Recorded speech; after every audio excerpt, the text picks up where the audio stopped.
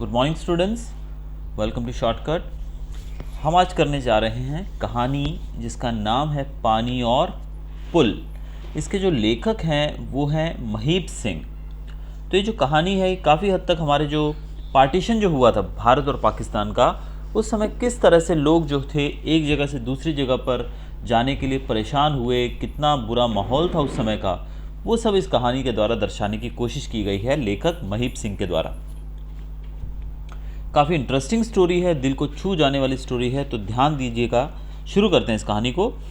गाड़ी ने लाहौर का स्टेशन छोड़ा तो एक बार भी मेरा मन कांप उठा।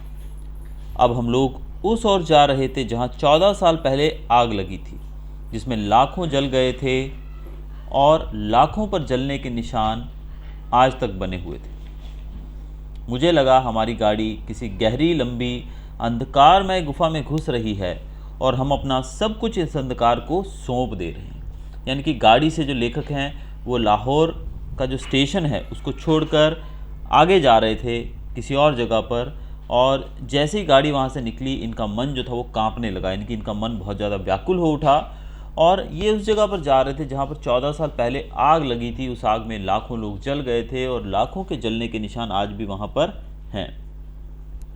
अब जब गाड़ी उस स्टेशन की ओर उस ओर चली तो इनको ऐसा प्रतीत हुआ जैसे एक अंधकारमय गुफा, यानी कि एक ऐसी गुफा जहाँ पर चारों तरफ अंधेरा है। इनकी गाड़ी उस गुफा की तरफ जा रही है। ये सिर्फ एक काल्पनिक दृश्य दर्शाया गया है, यानी कि ऐसा नहीं है कि अंधकारमय गुफा में गई रियल में, लेकिन उसको दर्शाया गया लेखक ने अपने शब्दों से कि ऐसी गुफा, अंधकारमय गुफा, यानी कि काफ़ी अंधेरे की तरफ, यानी कि एक बुरे दृश्य को फिर से देखने वो जा रहे थे। हम सब लगभग 300 यात्री थे। स्त्रियां और बच्चों की भी संख्या काफ़ी थी। लाहौर में हमने सभी गुरुद्वारों के दर्शन किए। वहां हमें जैसा स्वागत मिला उससे आगे अब पंजा साहिब की यात्रा में किसी प्रकार का अनिष्ट घट सकता है ऐसी संभावना तो नहीं थी, परंतु मनुष्य के अंदर का पशु कब जागकर सभी संभावनाओं को डकार जाएगा कौन जानता है। अब वहाँ पर इनके साथ लगभग 300 यात्री थे उस ट्रेन के अंदर, जिसमें महिलाएं और बच्चे भी थे। और जब लाहौर के जितने भी गुरुद्वारे थे उन सब के दर्शन करने के बाद ये जब आगे बढ़ने लगे, एक और गुरुद्वारा जो है जिसको पंजा साहिब के नाम से जाना जाता है उस तरफ ये बढ़ने लगे और इनको काफ़ी डर लग रहा था।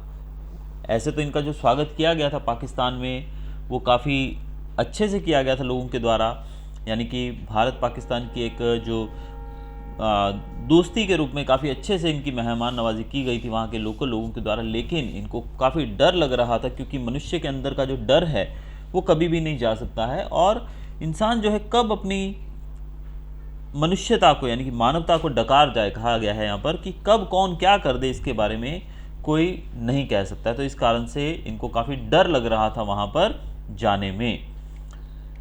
यही सब सोचते सोचते मैंने माँ की ओर देखा। हथेली पर मुंह टिकाए, कोहनी को खिड़की का सहारा दिए वे निरंतर बाहर की ओर देख रही थी।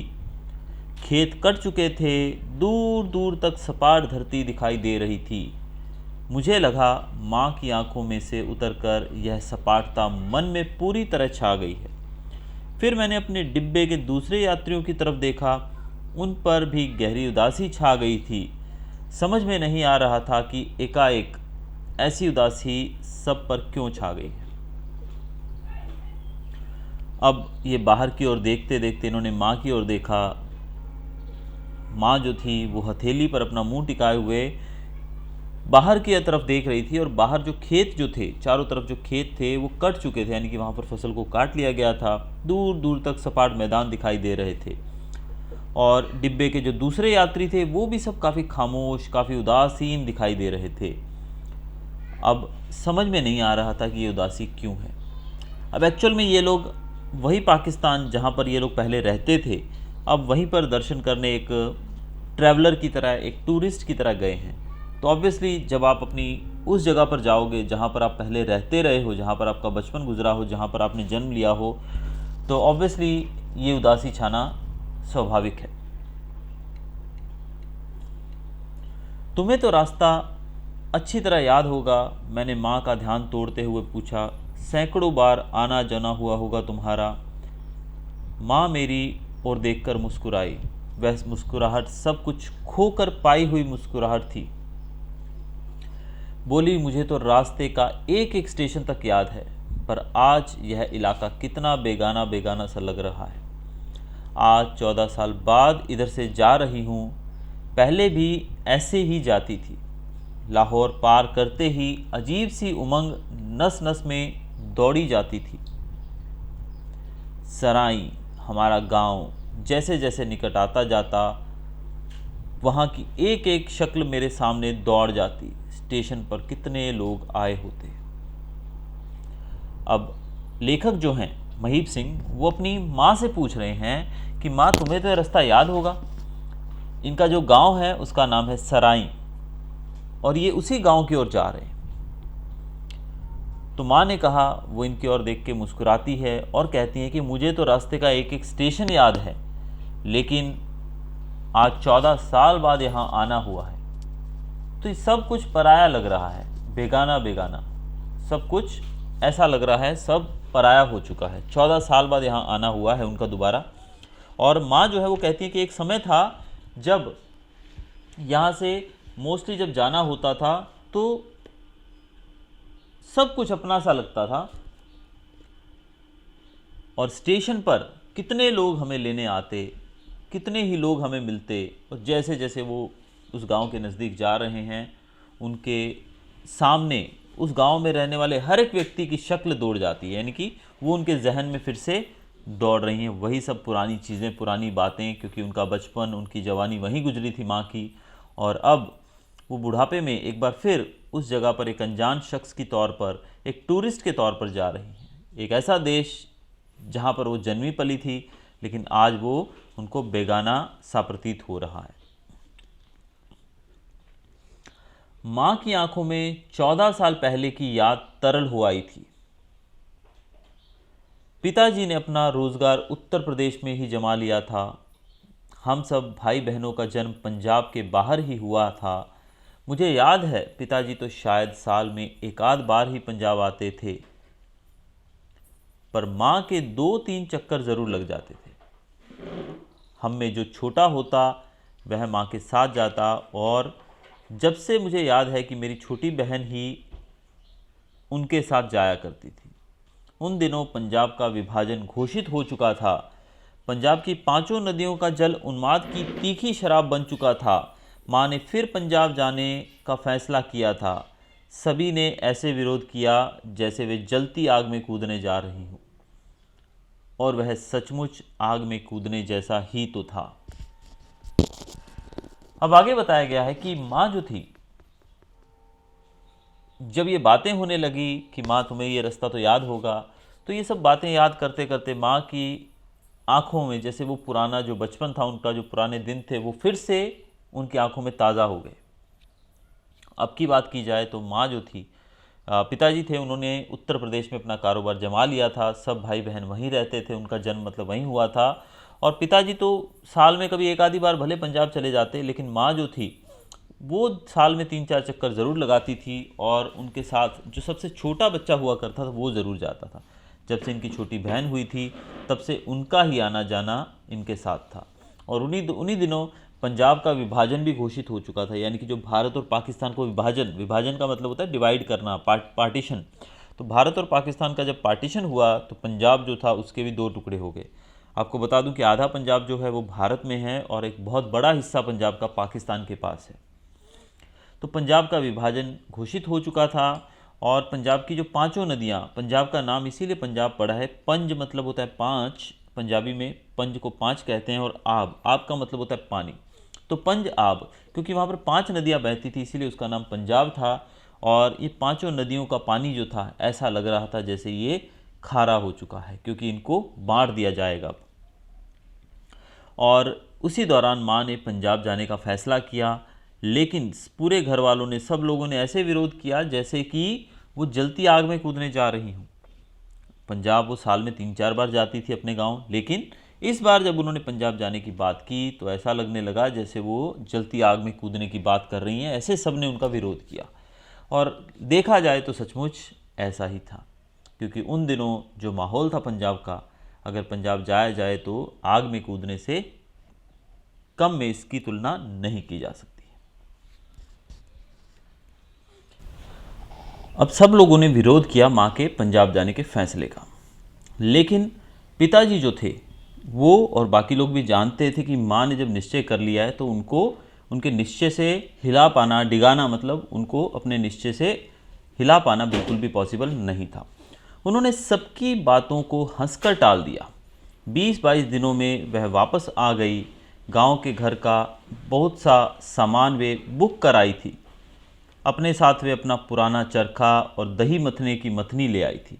अब माँ जो थी वो पंजाब गई और 20-22 दिनों के बाद वो वापस लौट आई और वो अपने साथ काफ़ी चीज़ें लेकर आई और बाकी चीज़ें वो बुक करके आई थी ताकि वो सामान इनके घर पहुंच जाए। लेकर के आई थी वो साथ में, ये चीज़ आपको याद रखनी है, वो अपने हाथ चरखा लेकर आई थी और दही मथने की मथनी लेकर आई थी।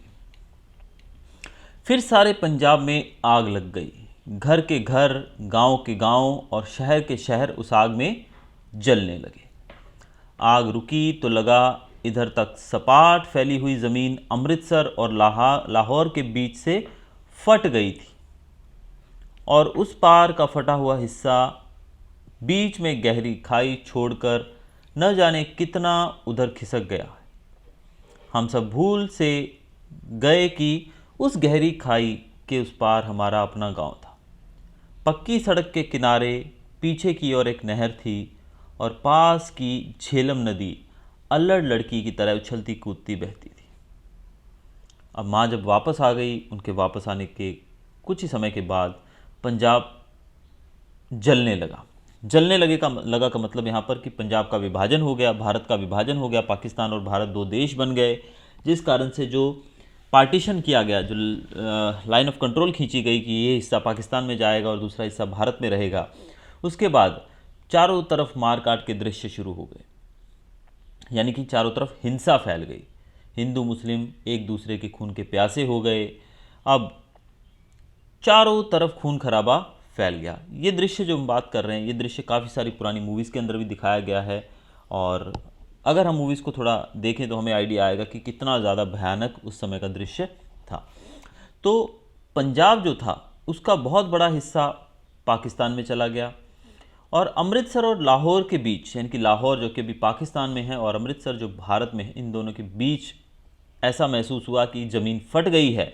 और एक बहुत बड़ा हिस्सा जो था ज़मीन के फटने से, कैसा होगा, ज़मीन फट जाएगी तो बीच में गहरी खाई बन जाएगी, तो बहुत बड़ा हिस्सा जो था पंजाब का वो पाकिस्तान में चला गया। और लेखक कहते हैं कि हम तो ये भूल भी गए कि उस गहरी खाई के उस पार हमारा गांव भी था। यानी कि उस गहरी खाई के उस पार, यानी कि पाकिस्तान के अंदर इनका अपना गांव भी था, जो कि एक पक्की सड़क के किनारे बना हुआ था और एक नहर बहती थी और नहर के पास में ही झेलम नदी थी, जिसको लेखक ने एक अल्हड़ लड़की से कंपेयर किया है, उससे उसकी तुलना की है। जैसे एक लड़की, एक बच्ची जो है वो उछलती कूदती मस्ती करती हुई खेलती रहती है, उसी प्रकार झेलम नदी भी उनके गांव के पीछे से इसी प्रकार अटखेलियाँ करती हुई बहती थी। तो यानी कि पार्टीशन हुआ तो उसके बाद लेखक का गांव जो था वो पाकिस्तान में चला गया और अभी लेखक जो थे वो यूपी में, उत्तर प्रदेश में रहते थे उनके पिता के साथ, अपने परिवार के साथ, और इनका गांव पाकिस्तान में चला गया। आज मैं माँ के साथ खाई पर राजकीय औपचारिकता के बांधे हुए पुल से गुजरकर उसी ओर जा रहा था जो कल कितना अपना था, आज कितना पराया है। लेखक कहते हैं कि यानी कि ये जो पार्टीशन हुआ उसके बाद एक औपचारिकता, यानी कि एक फॉर्मेलिटी के तौर पे, यानी कि दोनों देशों के बीच में अब क्या रहा है, सिर्फ एक फॉर्मेलिटी का, एक फॉर्मल सा रिलेशन रहा है। तो ऐसे में लेखक, क्योंकि जब आप यहाँ से पाकिस्तान जाते हैं एक यात्रा करने, जो गुरुद्वारे हैं वहाँ पर, तो उसके लिए काफ़ी सारी परमिशंस लेनी पड़ती हैं, वीज़ा, पासपोर्ट, सब कुछ चाहिए। यानी कि अपना ही घर, जिस गांव में वो रहते थे, आज वहाँ जाने के लिए उनको पासपोर्ट, वीज़ा और सरकार से परमिशन की ज़रूरत पड़ी। ये सब जो कल तक उनका अपना था, जिन गलियों में वो खेलते थे, आज वो सब क्या लगने लगा, कितना पराया सा हो गया है। मैं एक पुस्तक के पन्ने उलट रहा था, माँ ने पूछा, यह गाड़ी सराई स्टेशन पर रुकेगी? लेखक जो थे वो पुस्तक पढ़ रहे थे, उसके पन्ने पलट रहे थे। तभी माँ ने पूछा कि क्या ये गाड़ी जो है वो सराई स्टेशन पर रुकेगी? मैंने कुछ सोचा, फिर कहा, हाँ रुकेगी शायद, पर पहुँचेगी रात के 1-2 बजे। हम लोग गहरी नींद में सो रहे होंगे। स्टेशन कब आकर निकल जाएगा पता भी नहीं लगेगा। और अब अपना रखा ही क्या है वहाँ। माँ जो है वो पूछती है कि क्या गाड़ी वहाँ रुकेगी, तो लेखक उत्तर देते हैं कि हाँ शायद रुकेगी, लेकिन वहाँ पर देर रात पहुँचेगी, यानी कि 1 या 2 बजे होंगे रात के, तब ये गाड़ी वहाँ पहुँचेगी और उस समय हम गहरी नींद में सो रहे होंगे। स्टेशन कब आकर चला जाएगा हमें पता भी नहीं लगेगा, और वैसे भी अब अपना वहाँ रखा ही क्या है। माँ के चेहरे पर खिसियाहट सी दौड़ गई। बोली, तुम्हारे लिए पहले भी वहाँ क्या रखा था। मेरी बात से माँ को चोट पहुँची थी। बिना और कुछ बोले मैं सिर झुकाकर अपनी पुस्तक के पन्नों में उलझ गया। अब माँ जो थी वो थोड़ा चिढ़कर बोली कि तुम्हारे लिए तो पहले भी वहाँ क्या रखा था। यानी कि माँ ने इस प्रकार से जवाब इसलिए दिया क्योंकि वो जो गांव था उससे माँ का बचपन, माँ का एक जीवन का बहुत लंबा हिस्सा उस गांव से जुड़ा हुआ था। इसलिए माँ ने कहा कि तुम्हारा वहाँ क्या रखा है। तो इससे पता लगता है कि माँ को लेखक की बात से चोट पहुँची थी, और फिर लेखक जो थे वो चुपचाप सर झुकाकर अपनी पुस्तक पढ़ने लगे। धीरे धीरे अंधेरा छाने लगा। माँ ने पोटली खोलकर खाने के लिए कुछ निकाला। मेरे एक दूर के मामा जी हमारे साथ थे। तीनों ने मिलकर कुछ खाया और सोने की तैयारी करने लगे। मामा जी तो 10 मिनट में ही खर्राटे भरने लगे। मैं भी एक और लुढ़क गया। माँ वैसी ही बैठी रही। अब ट्रेन से सफ़र करते समय धीरे धीरे शाम होने लगी, अंधेरा हो गया, और माँ ने पोटली खोलकर खाना निकाला, और इनके साथ इनके एक दूर के मामा जी भी थे। इन तीनों ने खाना खाया। खाना खाने के बाद कुछ ही मिनटों के बाद मामा जी तो खर्राटे लेने लगे, और थोड़े समय के बाद लेखक भी एक तरफ लुढ़क गए, यानी कि सो गए। लेकिन माँ जो थी वो वैसे की वैसे ही बैठी रही। कुछ देर बाद एकाएक मेरी आंख खुली। देखा माँ वैसे ही बाहर फैले हुए अंधेरे की ओर निष्पलक देखती हुई बैठी है। घड़ी देखी, 10:30 बज गए थे। मैंने कहा, माँ तुम भी लेट जाओ ना। और थोड़ी देर के बाद जब लेखक की आंख खुली, लेखक भी सो चुके थे, उनकी आंख खुली तो उन्होंने देखा कि बाहर माँ जो है वो वैसे के वैसे ही बैठी हुई है, और बाहर के नज़ारे को, यानी कि चारों तरफ अंधेरा था। आप सोचिए, ट्रेन से आप सफ़र कर रहे हैं, ट्रेन जो है जंगलों पहाड़ों के बीच में से गुजर रही है, चारों तरफ अंधेरा है, वहाँ पर आपको क्या दिखाई देगा रात को? कुछ भी नहीं। लेकिन माँ जो थी वो निष्पलक, निष्पलक का मतलब बिना पलक झपकाए, वैसे की वैसे ही टकटकी लगाई हुई बैठी थी। जब लेखक ने घड़ी देखी तो 10:30 बज चुके थे। तब लेखक ने कहा, माँ तुम भी लेट जाओ ना। अच्छा उनके मुंह से निकला और वे अधलेटी सी हो गई। माँ ने कहा ठीक है, और वो अधलेटी मतलब पूरे तरीके से नहीं लेटी, लेकिन कुछ थोड़ा वो कमर सीधी करने के लिए लेट गई। उस अधनिंदी अवस्था में मैंने कोई स्वप्न देखा ऐसा तो मुझे याद नहीं आता, पर उस नींद में भी कुछ घबराहट अवश्य होती रही थी। शायद किसी अस्पष्ट स्वप्न की ही घबराहट हो। कोई लाल सी तरल चीज़ मुझे अपने चारों ओर फिरती अनुभव होती थी, और मुझे लग रहा था उस लाल लाल गाढ़ी सी चीज़ पर मेरे पैर फच फच पड़ रहे हैं। फिर एकाएक मैं हड़बड़ा कर उठा।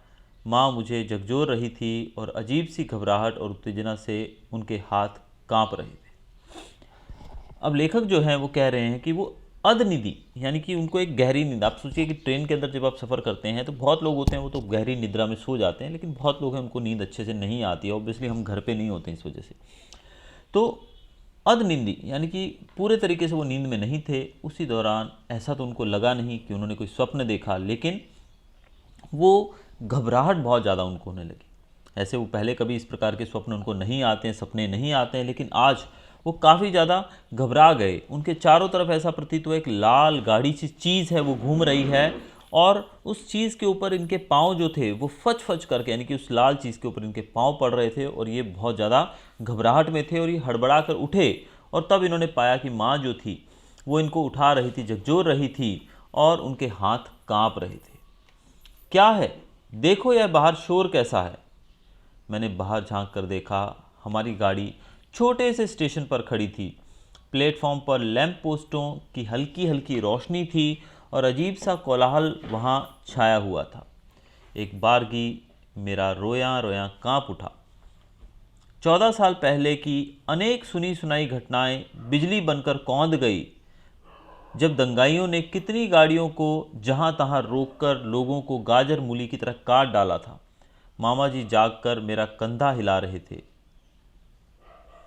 अब माँ ने जब इनको उठाया तो माँ ने कहा, बाहर देखो ये शोर कैसा है।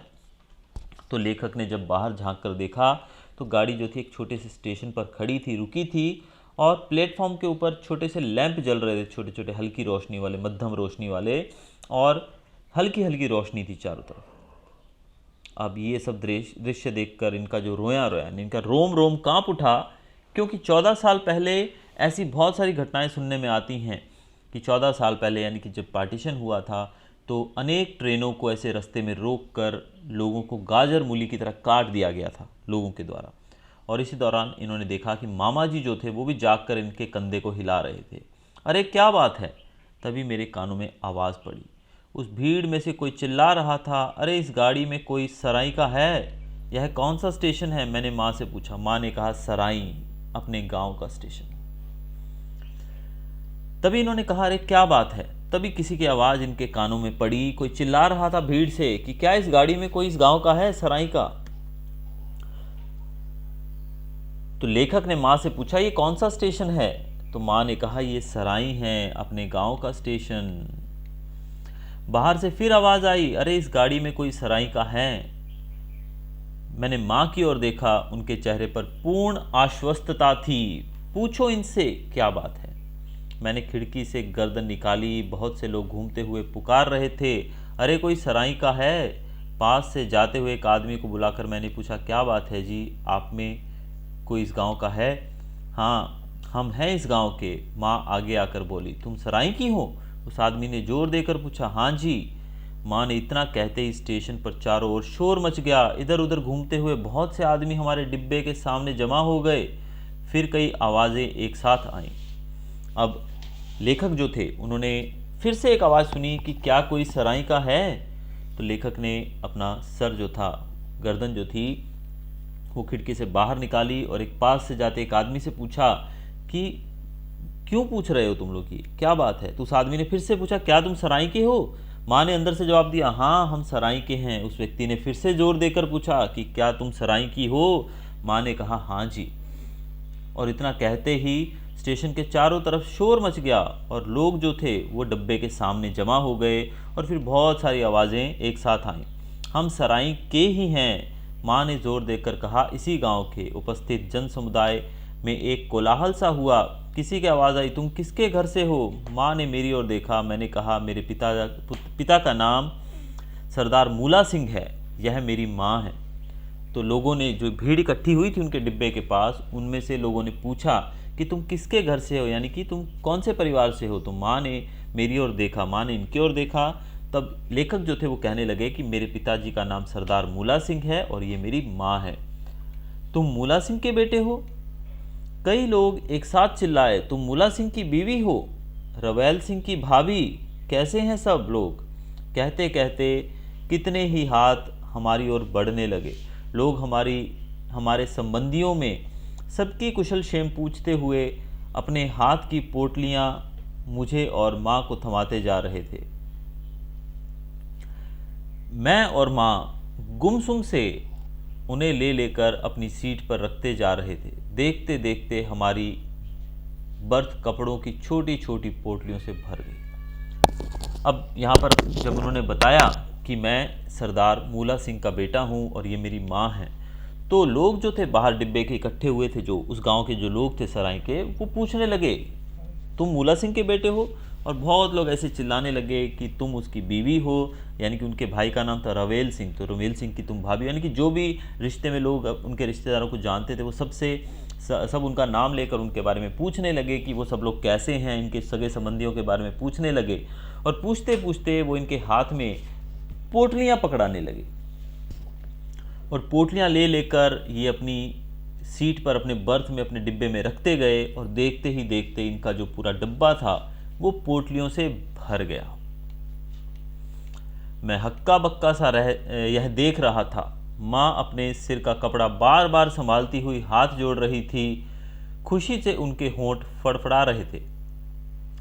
मुंह से निकल कुछ भी न रहा था और लगता था आंखें भी चू पड़ेंगी।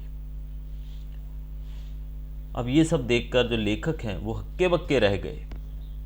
माँ जो कि सर से बार बार अपने कपड़े को संभाल रही थी, क्योंकि जैसे आप जानते हैं कि हमारे देश के अंदर, खासकर हम पंजाबीज़ के अंदर, जो सर से कपड़ा नहीं जाने देते हैं, तो ये माँ जो थी वो बार बार अपने सर के कपड़े को संभाल रही थी और हाथ जोड़ रही थी।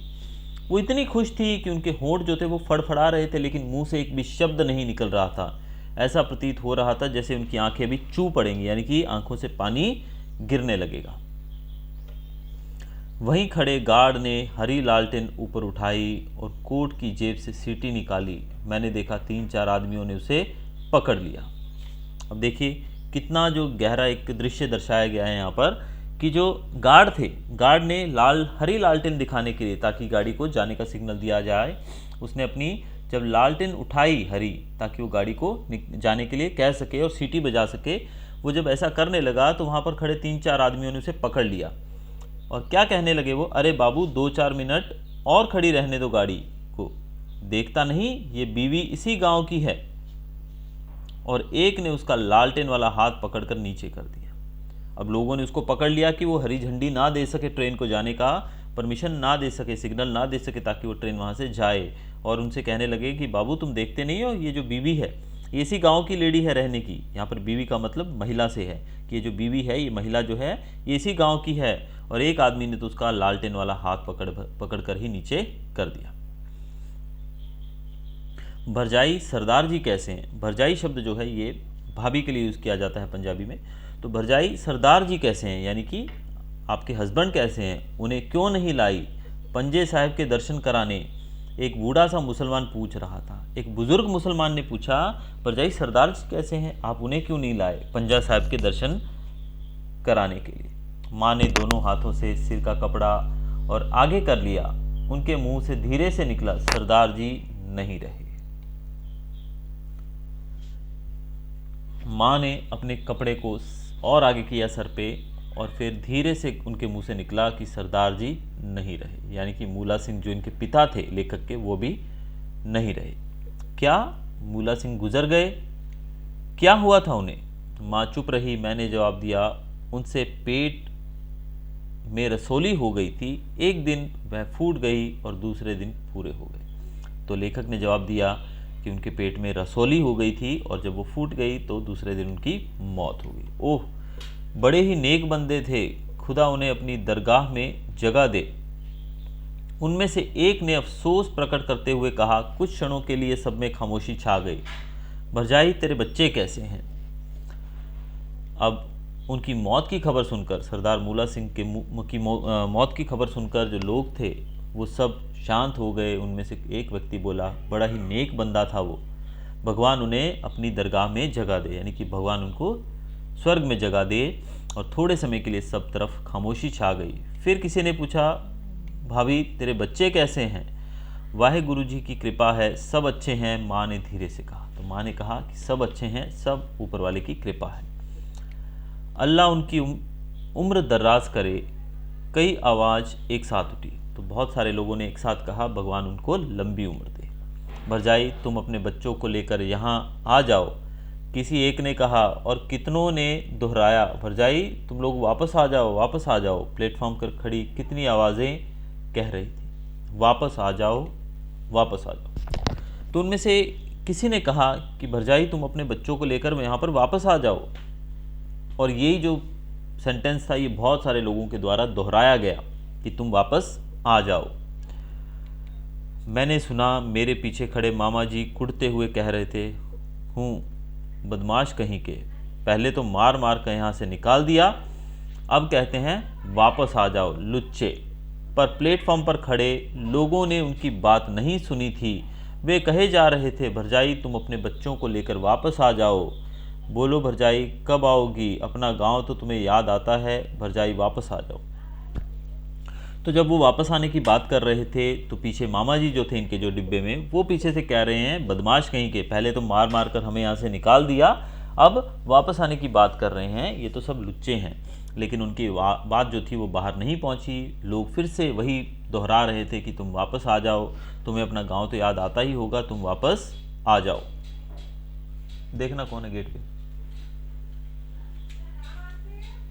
माँ के मुंह से कुछ नहीं निकल रहा था। वे सिर का कपड़ा संभालते हुए हाथ जोड़े जा रही थी। अब ये सब दृश्य जो थे, इसमें माँ जो थी उनके मुंह से कुछ नहीं निकल रहा था, वो तो सिर्फ अपने सर का कपड़ा ही संभाल पा रही थी और उन्होंने अपने हाथ जोड़ रखे थे। दूर खड़ा गार्ड हरी लालटेन दिखाता हुआ सीटी बजा रहा था। इंजन ने सीटी दी, गाड़ी फक फक करती हुई चल दी। भीड़ की भीड़ हमारे डब्बे के साथ साथ चल दी। अच्छा भरजाई सलाम, अच्छा बेटे सलाम, रवेल सिंह को मेरा सलाम देना, सबको हमारा सलाम देना। अब जो गार्ड था उसने लालटेन दिखाई और सीटी बजा दी। इंजन जो था उसने भी सीटी दी, विसिल दी इंजन ने, और वो गाड़ी धीरे धीरे चल पड़ी। डिब्बे के साथ भीड़ जो थी वो भी इनके डिब्बे के साथ साथ चल दी और उसमें से अलग अलग लोगों ने आवाज़ दी, भरजाई सलाम, बेटे सलाम, रवेल सिंह को मेरा सलाम देना, उन सबको हमारा सलाम देना। माँ के हाथ जुड़े हुए थे और मुंह से गद्द स्वर में धीरे धीरे कुछ निकल रहा था। धीरे धीरे गाड़ी कुछ तेज़ हो गई। हम दोनों खिड़की से सर निकाले हाथ जोड़े रहे। भीड़ के लोग वहीं खड़े हाथ ऊपर उठाए हिलाते रहे। धीरे धीरे गाड़ी चलने लगी। गाड़ी ने रफ्तार पकड़ ली। माँ और लेखक जो थे, इन दोनों ने गाड़ी के बाहर अपना सर निकाला और सबको हाथ जोड़कर अलविदा कहा। उधर प्लेटफॉर्म पर खड़े जो लोग थे, जो भीड़ थी, वो भी चिल्लाते हुए हाथ उठाए इनको अलविदा कहते रहे। इसी दौरान माँ जो थी वो बहुत ही कम आवाज़ में अपने मुंह से धीरे धीरे कुछ बोल रही थी।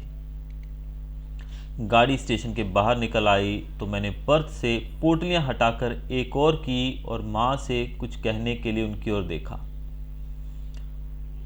माँ की आंखों से आंसुओं की अविरल धार बहे जा रही थी। वे बार बार दुपट्टे से आंखें पोंछे जा रही थी, पर टूटे हुए बांध का पानी बहता ही जा रहा था। अब गाड़ी जो थी वो धीरे धीरे स्टेशन से दूर आ गई।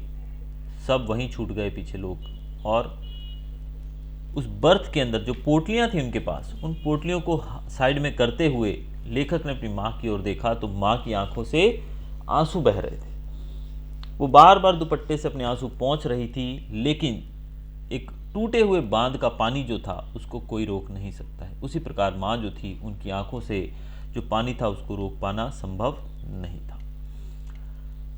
हमारी गाड़ी झेलम के पुल पर आ गई थी। रात्रि की उस निर्वता में खड़र खड़र खड़र की आवाज़ आ रही थी। मैं खिड़की से झांककर झेलम का पुल देखने लगा। मैंने सुना था झेलम का पुल बहुत मजबूत है। पत्थर और लोहे के बने उस मजबूत पुल को अंधेरे में मैं देख रहा था। मेरी दृष्टि और नीचे की ओर जा रही थी। वहाँ घुप अंधेरा था, पर मैं जानता था वहाँ पानी है। झेलम नदी का कल कल करता हुआ स्वच्छ और निर्मल पानी जो उस पत्थर और लोहे के बने उस पुल के नीचे से बह रहा था। अब वहाँ से आगे बढ़ते हुए, जैसे कि हमने शुरुआत में पढ़ा था कि इनका गांव जो था वो झेलम नदी के पास में ही था, तो इनकी जो गाड़ी थी वो झेलम नदी पर बने पुल के ऊपर से गुजर रही थी। और उस रात के अंधेरे में गड़र गड़र की आवाज़ भी आ रही थी। और लेखक ने खिड़की से बाहर झांककर झेलम पर बना जो एक स्ट्रॉन्ग पुल था, बहुत ही मजबूत जो पुल था, उसको देख रहे थे। कहा जाता है वो जो पुल था पत्थर और लोहे से बना था और बहुत ही मजबूत था।